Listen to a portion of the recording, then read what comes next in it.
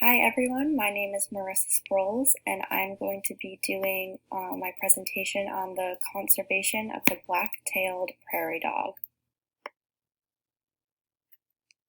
To start off, I'm just going to go over some basic facts about the black-tailed prairie dog. Their habitat range goes across 11 states. Those states are Arizona, Colorado, Kansas, Montana, Nebraska, New Mexico, North and South Dakota, Oklahoma, Texas, and Wyoming. Their diet is mostly herbivore, so they feed on grasses, sedges, flowering plants, roots, and seeds, and they will occasionally feed upon insects as well. The population was once estimated to be in the hundreds of millions, maybe even up to billions, but it has decreased by over 95, even up to 99% in some areas, and is now estimated to be about 10 to 20 million. Threats include habitat destruction, disease, and human interference, such as poisoning and recreational shooting.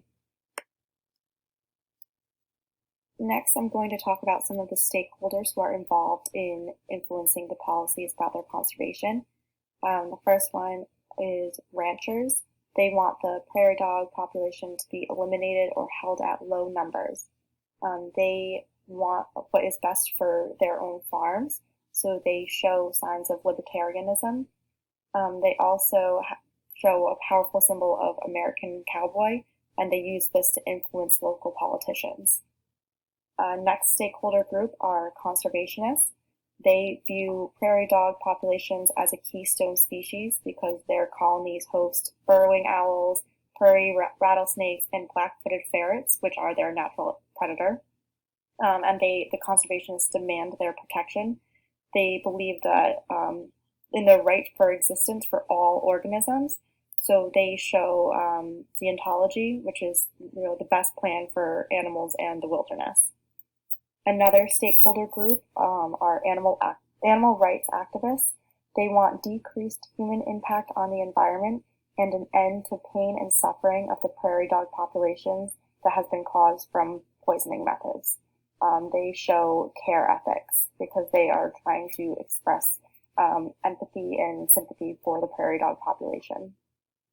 And the final stakeholder group that I'm going to talk about are agencies on the local, state, federal, and tribal levels.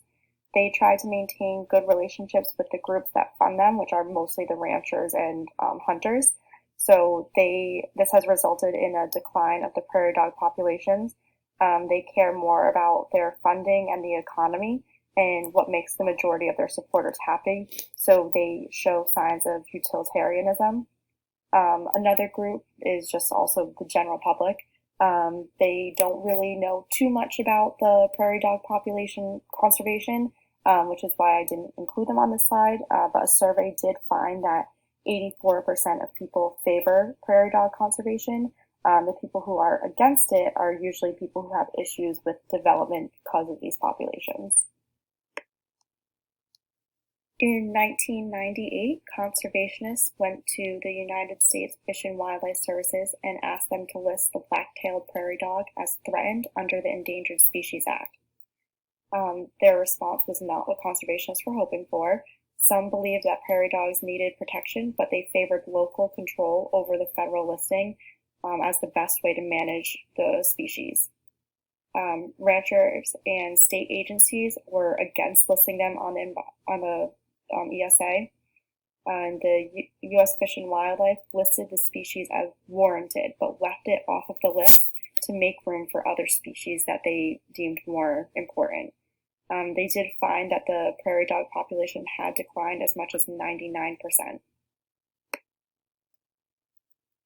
As a response to the species being listed as warranted, the U.S. Forest Service and the U.S. Bureau of Land Management temporarily banned poisoning and shooting on the public lands. The U.S. Fish and Wildlife Services allows states to make conservation plans, but reviews the status of the animal every year. As a result, the 11 states where the habitat range is found created the Black-tailed Prairie Dog Conservation Assessment and Strategy. They had this as a rough draft, and within that draft, they had the main goal just to prevent the prairie dogs from being listed, and it ended up not really being a recovery plan. The current acreage of the habitat range is less than 1% of the historical range, and the plan has the assessment and strategy plan has a 10-year goal to exceed the less than 1% to just little greater than 1%.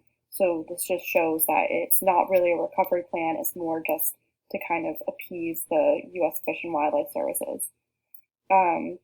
They do not state how success or failure is assessed, and it focuses on areas of high population, offers incentives for landowners who conserve prairie dog populations, and increases regulation of the poisoning and shooting that is occurring. Some states that have implemented these plans are Arizona, Colorado, and South Dakota, where they have banned shooting for part or all of the year, mostly on public lands.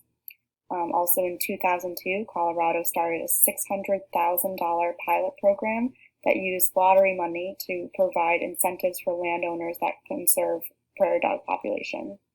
A lot of states also set up education programs that encourage landowners, tribes, and state agencies to push for conservation. The plan does not establish how it will implement its goals.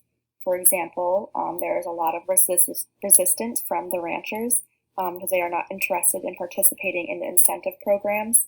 The program in Colorado that has the $600,000 incentive lottery has not shown any improvement because the ranchers are not interested in taking money from that lottery because they just have no interest in conserving the prairie dog populations on their land.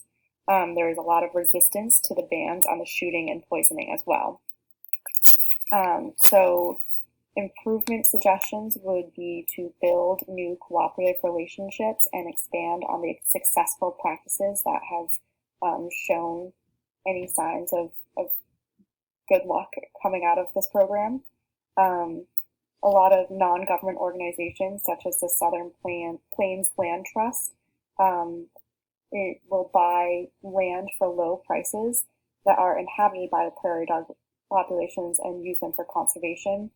Other groups are the Nature Conservancy and Turner Enterprises Incorporated, which is a for-profit group. They also purchase land and restore it for prairie dog populations and other species.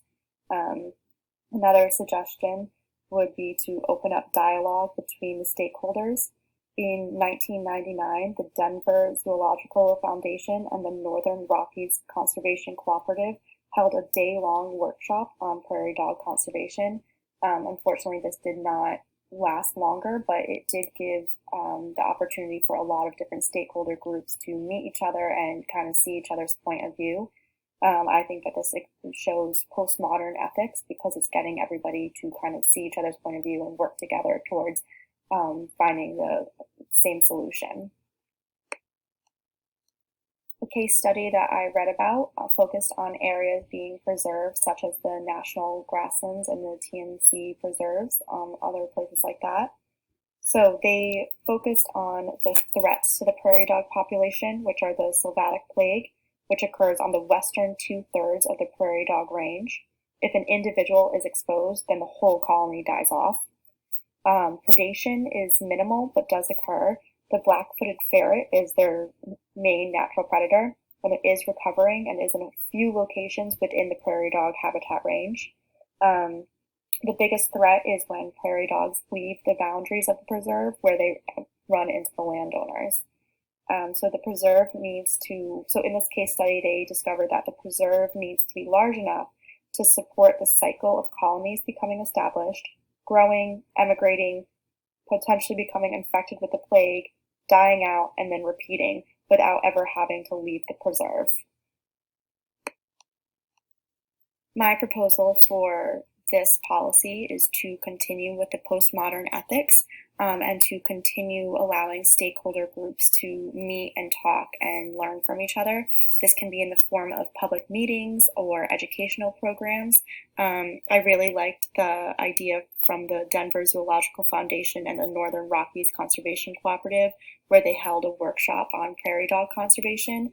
It did seem to have a lot of positive results, even though it only occurred one time. But I do believe that if we had more workshops where people could meet each other and kind of get better ideas from each other and bounce ideas off of each other, it would be a great way for people to kind of develop policies together.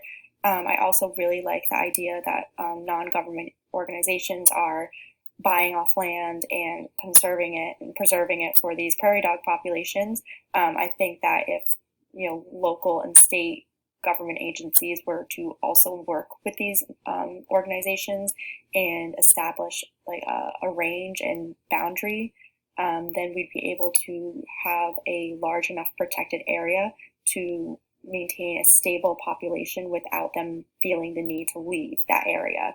The most important way to get these animals to stay within their boundaries is to make sure that the habitat itself is sustainable for their population without them having to leave.